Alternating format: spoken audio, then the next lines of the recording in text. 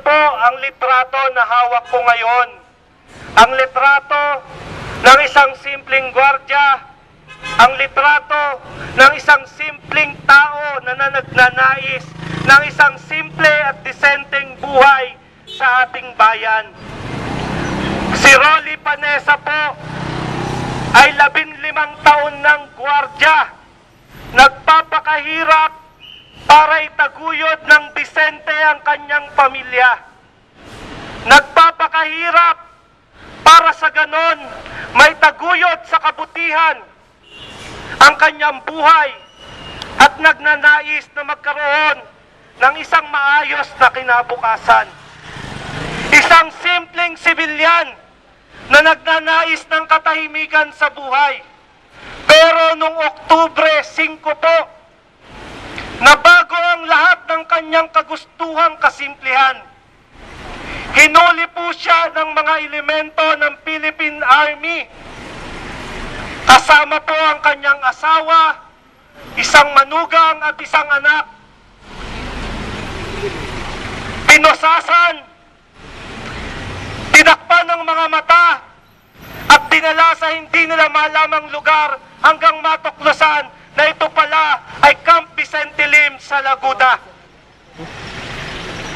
Nang tanggalin ang kanyang piring, tinanong siya, "Ikaw ba si Benjamin Mendoza?" Sabay suntok, sabay sipa at tadyak sa kung saan saang bahagi ng katawan.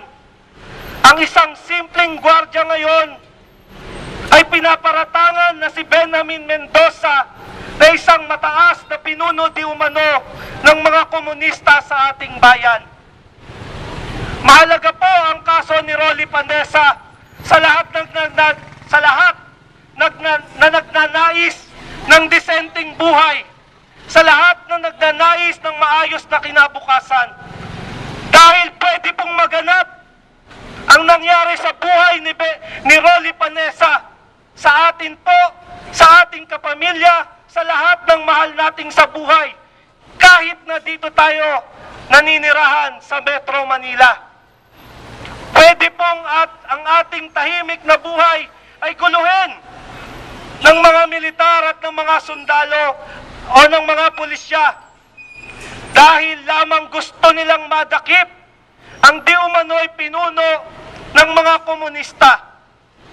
Dahil lamang gusto nilang makuha ang 5.6 million reward, ay sinaktan nila ang isang ama, ang isang kapatid, ang isang mabuting anak na nagnanais ng isang simple, disente at makabuluhang kinabukasan.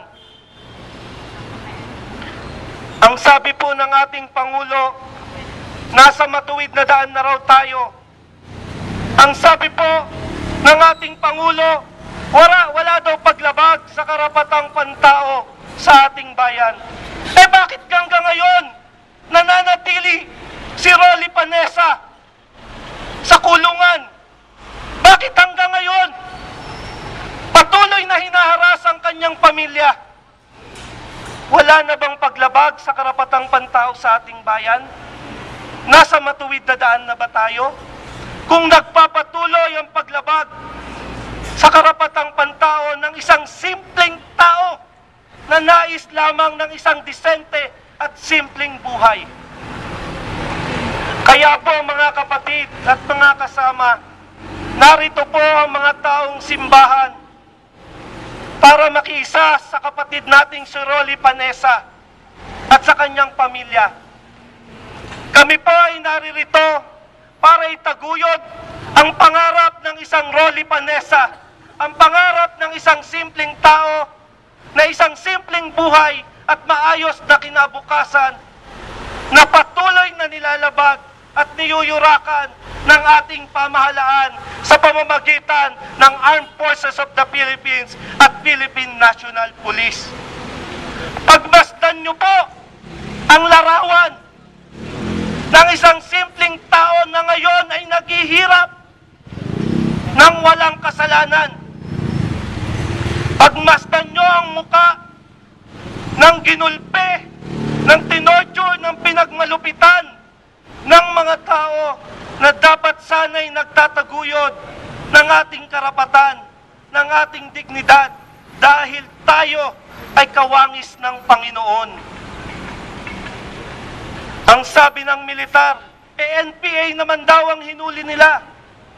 Pag ba NPA, pwede nang ganituhin? Pag ba NPA, hindi na nilikha ng Panginoon? At pwede na nilang yurakan at saktan? Pagbalik-balik na rin po natin man ang katwiran ng militar, ay mapupunta lamang po sa kawalan at sa basurahan ang katwirang ito, dahil ito ay baluktot at hindi naayon sa batas at sa ating patakarang moral. Kaya po mga kapatid at mga kasama, inaanyayahan po namin kayo na makiisa sa amin. Ipanawagan natin ang pagpapalaya sa mga katulad ni Rolly Panessa at sa mga nagtataguyod o iba pang detinidong politikal na nagtataguyod ng pagbabago sa ating bayan. Kaya po ang sigaw ng taong bayan, Free Rolly Panessa! Justice for Rolly Panessa! Defend the sanctity of life! Marami pong salamat.